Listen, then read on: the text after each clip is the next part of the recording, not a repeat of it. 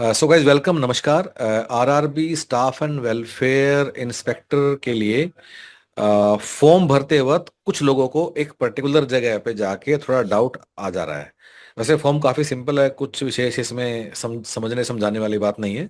पर एक जगह है जहां लोग काफी क्वेरीज पूछ रहे हैं कि इसमें हम क्या भरें। तो उस डाउट को लेके हमने एक छोटा सा वीडियो बनाया कि RRB staff and welfare inspector का फॉर्म भरते वक्त हम उसमें क्या करना है। तो अभिनव सर, हाँ। तो गाइस, जो भी आरआरबी में आपने फॉर्म भरना है जहाँ पे, उसकी आपको वेबसाइट पे जाना है। यहाँ पर आपको सीधे CEN 07 सेंट्रलाइज एम्प्लॉयमेंट नोटिस, आपको सी पे जो ऑनलाइन आवेदन आमंत्रित है, यहाँ पे जाके क्लिक करना है। ठीक है। और उसके बाद सो हम लोग ऑलरेडी इस पेज पे हैं। दैट इज वाई जो है, हाँ, तो आपको ना उस पे जाना है और वहां पे जाके आपको सबसे पहले अपना अकाउंट बनाना है, रजिस्टर करना है। एंड देन उसके बाद आप लॉग इन क्रेडेंशियल्स के बाद यहाँ पहुंच जाओगे। ठीक है। सो इसमें जो पर्सनल डिटेल्स हैं या फिर जो अदर डिटेल्स हैं, दे आर वेरी सिंपल। इसमें कुछ भी डिस्कस करने का नहीं है।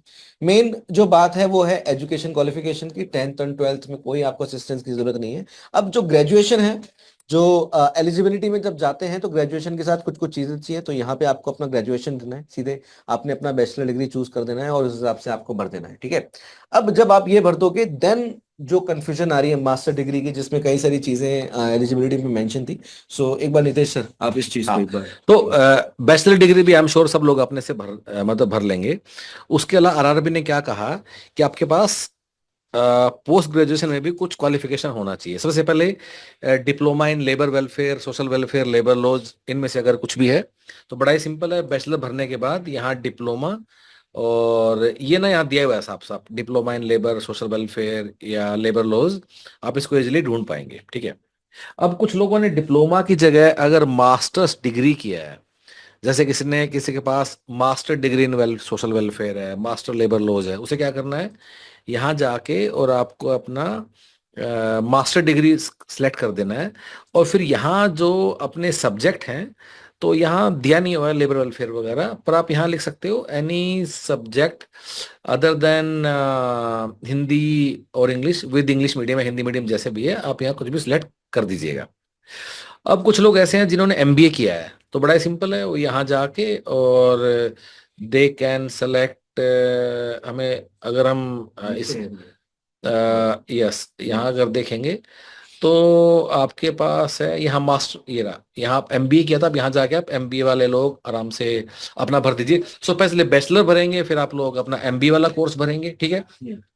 फिर कुछ लोगों ने एलएलबी किया है, एलएलबी वाले क्या करेंगे, पहले अपनी बैचलर डिग्री भरेंगे, वो तो हमने बता ही दिया है। फिर दोबारा से बैचलर सेलेक्ट करेंगे, और बैचलर यहाँ से सिलेक्ट किया, और फिर डिसिप्लिन में जाके हम लोग इसमें अपना डिग्री इन लॉ ये आप सिलेक्ट कर लेंगे, एलएलबी वाले।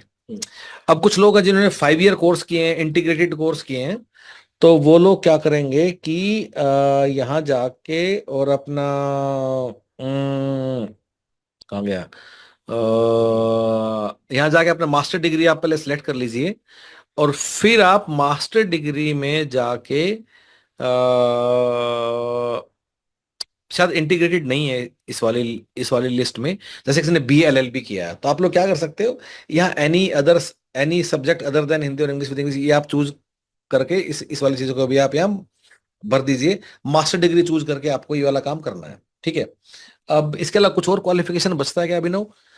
बस यही है कि अगर किसी ने पीजी डिप्लोमा इन एचआरएम किया है तो उसको तो कोई दिक्कत है नहीं, उसको यहाँ पर सीधे ऑप्शन मिल जाएगा। ठीक है।